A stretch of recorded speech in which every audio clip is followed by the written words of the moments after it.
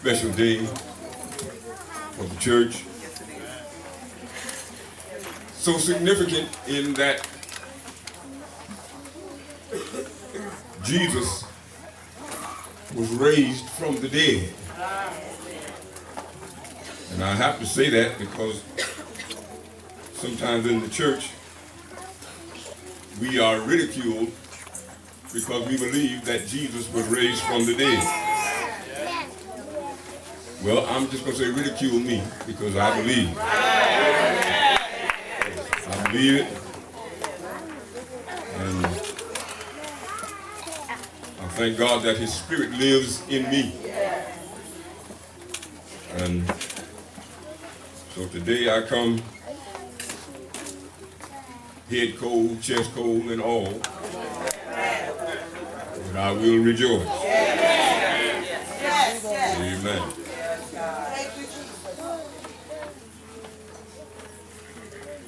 There is a scripture reading that I would like to read to you out of Matthew chapter 28. And if you would just bear with me for a few minutes, I won't keep you long.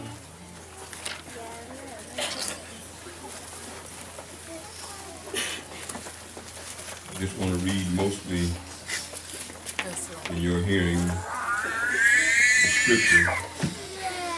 And the scripture pretty much speaks for itself. Matthew chapter 28. Matthew chapter 28. This is Resurrection Sunday, and we celebrate the fact that Jesus died and was raised from the dead, and he lives.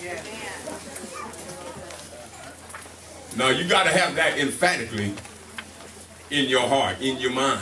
You got to have that, because listen to me on this. If you don't have that emphatically, then you have no testimony, you have no salvation, you have nothing to go on, because if Jesus did not raise from the dead, you have no hope. Nothing. Take a look at Matthew chapter 28 and verse 1. And I'm going to read several verses, so just stick with me until I stop.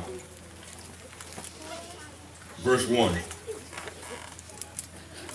In the end of the Sabbath, as it began to dawn toward the first day of the week, came Mary Magdalene and the other Mary to see the sepulchre. And behold, there was a great earthquake, for the angel of the Lord descended from heaven and came and rolled back the stone from the door and sat upon it. His countenance was like lightning, and his raiment white as snow. And for fear of him, the keepers did shake and became as dead men. And the angel answered and said unto the women, Fear not ye, for I know that ye seek Jesus, which was crucified. He is not here, for he is risen, as he said. Come see the place where the Lord lay, and go quickly and tell his disciples that he is risen from the dead. And behold, he goeth before you into Galilee. There shall ye see him. Lo, I have told you. And they departed quickly from the sepulchre with fear and great joy, and did run to bring his disciples word. And as they went to tell his disciples, behold, Jesus met them, saying, All hail. And they came and held him by the feet and worshiped him.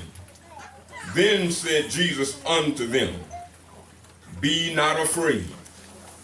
Go tell my brethren that they go into Galilee, and there shall they see me. I'm going to stop right there. All kind of questions I wanted to ask as we read that scripture, but I want to talk about Resurrection Sunday and some things that were questions that were posed in that reading. Tell my brethren that they go into Galilee, and there they shall see me.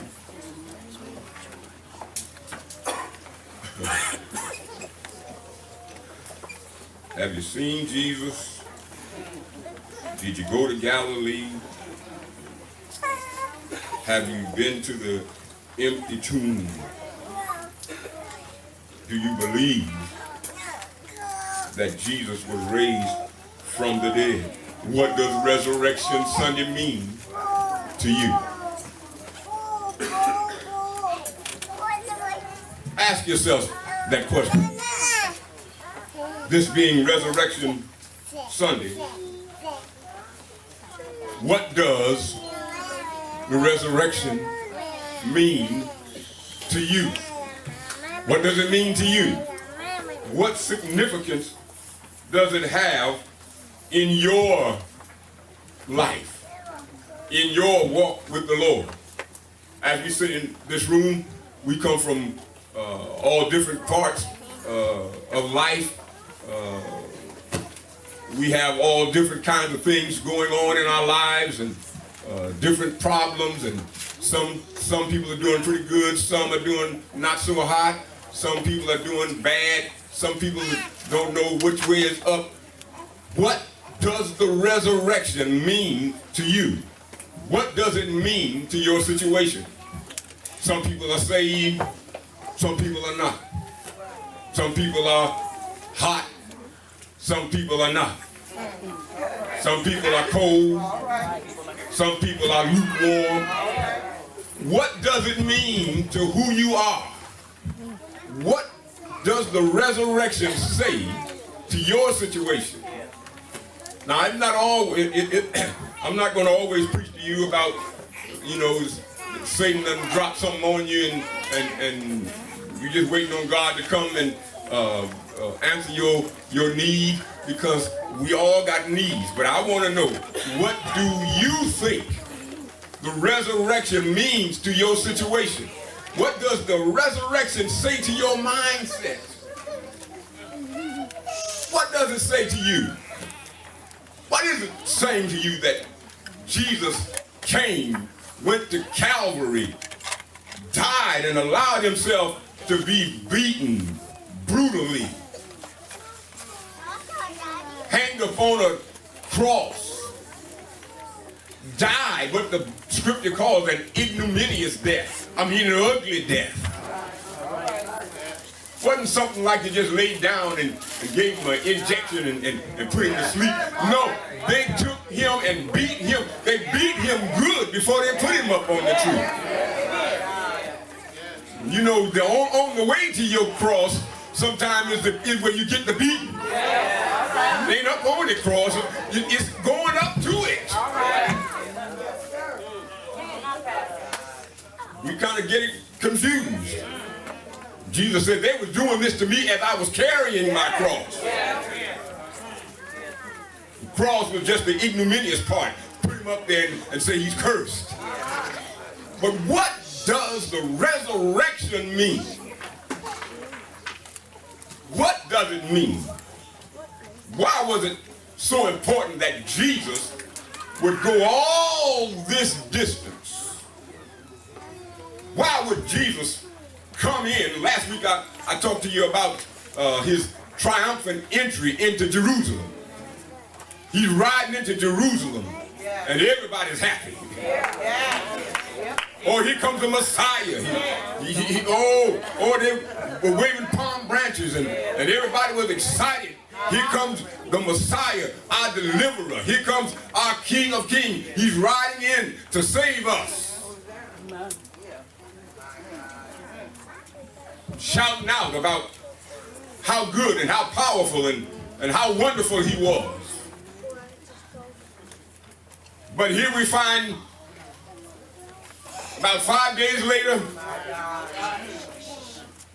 he's being beaten and drugged and kicked, lied on. What would make Jesus go through that so he can lay down his life and die and then take it up again? What significance is that to you?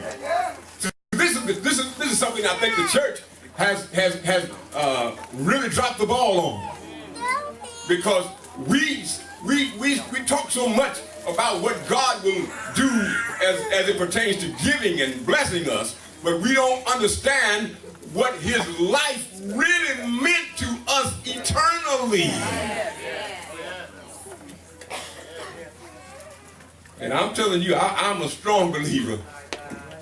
I'm a strong believer in that as I exist in this world, that God intends for me to live in this world and to be fruitful and multiply. He intends me to live in this world and to prosper and be in good health.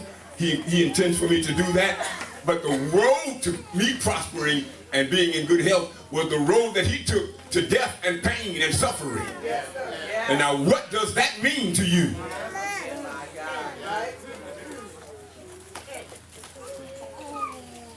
Well, I'm going to give you a shortcut to it.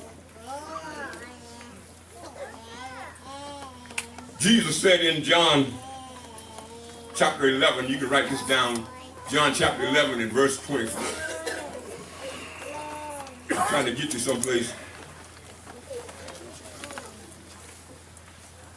as it pertains to the importance of Jesus' death.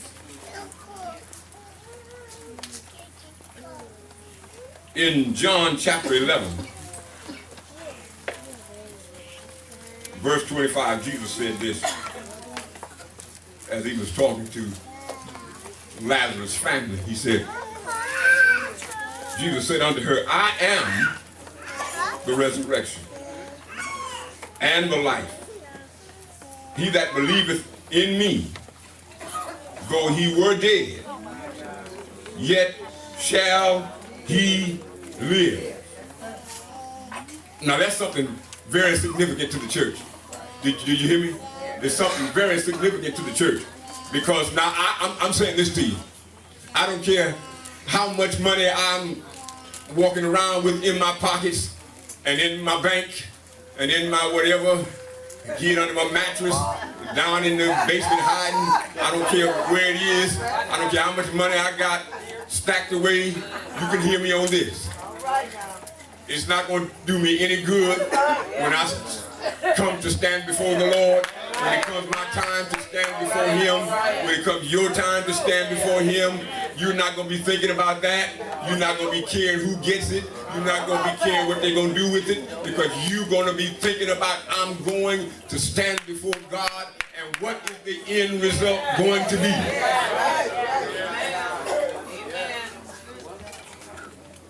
The significance of it is this. Jesus says, I am that. And if you believe in me, even though you die, you shall live. That's the important thing. Jesus went to Calvary and he defeated every hateful thing that stands in your way.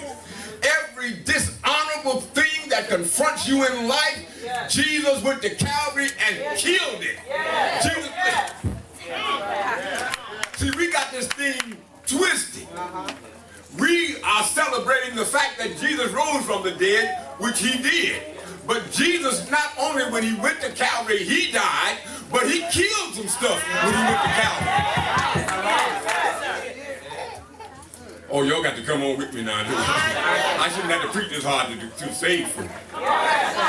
Saved folks ought to be right with me. See, I shouldn't have to use up the little energy I got today, trying to make you be convinced of what God did when he sent Jesus to Calvary. Listen, when God sent Jesus to Calvary, he sent Jesus to Calvary with stripes. He sent Jesus to Calvary with a beating. He said, by his stripes, you and I healed. See, when Jesus went to Calvary, he killed some stuff at Calvary that he didn't want to plague you and me.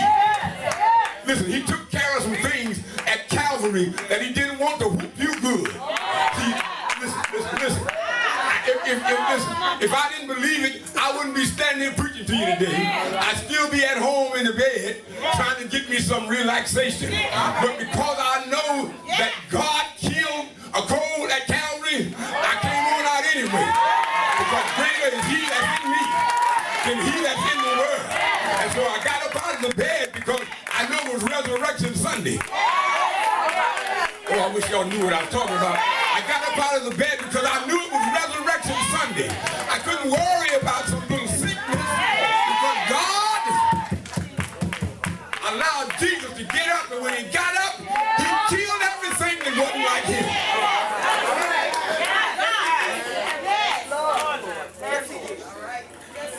I'm done.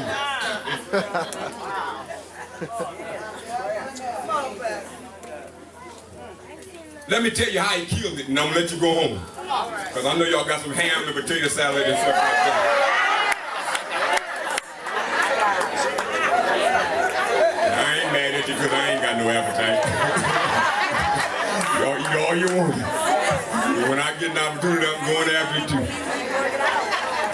But let me tell you how God handled this thing.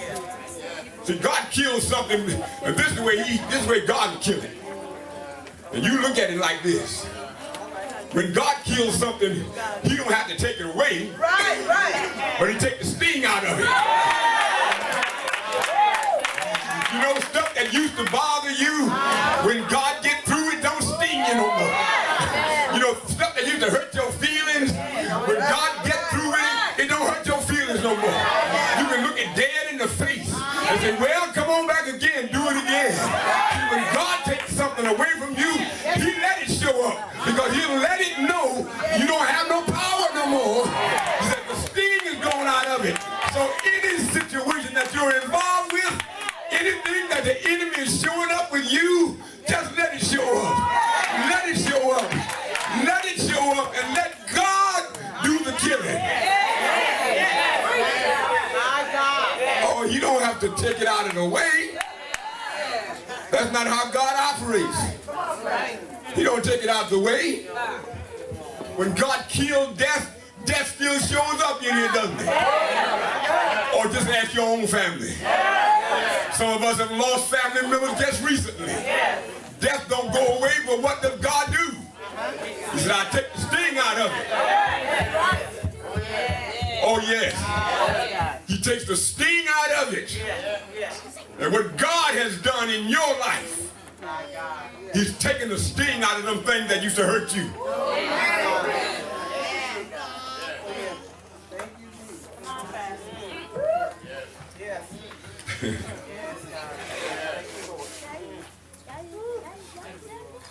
Things that used to get on your nerves. You kept asking God about what is it? He said, remember Resurrection Sunday.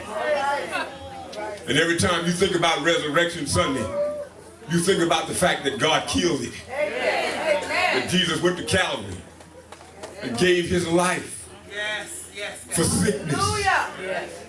He went to Calvary, gave his life for loneliness. He went to Calvary, gave his life for hatred toward you. He gave his life for everything that the enemy would throw in your face.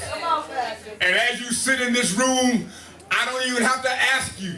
All I have to do is note my own life, that there are troubles in your life.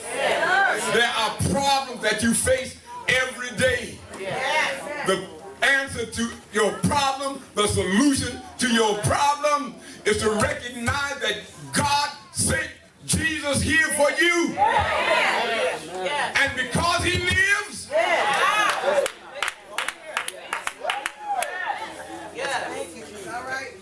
if I had 2 more ounces of strength, I would at least do like old preachers like me do.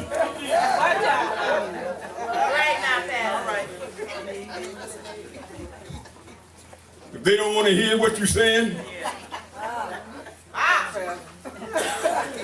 I only know one route.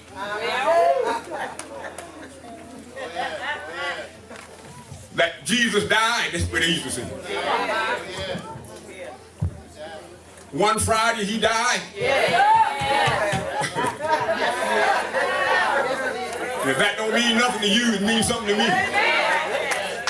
That one Friday, Jesus went to Calvary. He went to a place called Golgotha, a place called Calvary. And he went to Calvary specifically to die, to give his life for you and I. And because he went to Calvary, I'm thankful for that.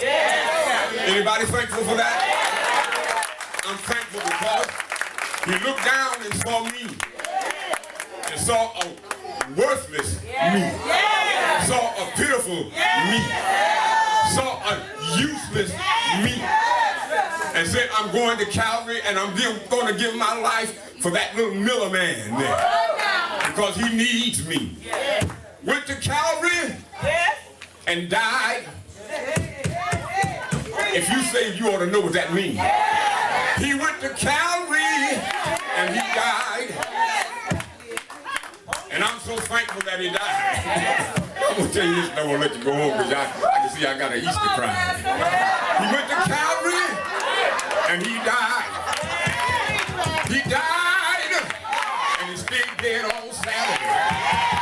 He died and stayed dead all Saturday night. But early, that's what they used to say in the old church.